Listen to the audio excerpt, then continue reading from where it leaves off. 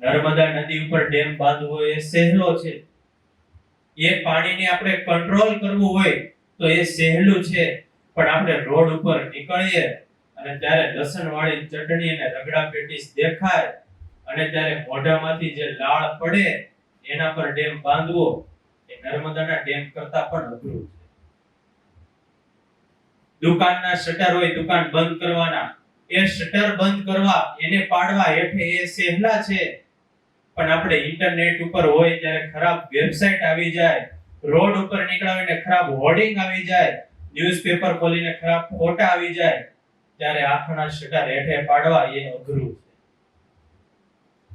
100 ની સ્પીડ ઉપર જતા હોય બાઇક લઈને, એને અટકાવી દઈએ અને આખી એની ડિરેક્શન બદલી નાખીએ, એ સહેલું છે, પણ મનમાં કોઈ દિવસ ખોટો વિચાર આવે,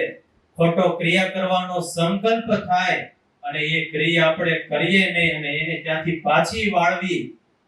એ બાઇકને ડિરેક્શન આપવું એના કરતા પણ અઘરું છે, ખૂબ જ કપરું છે.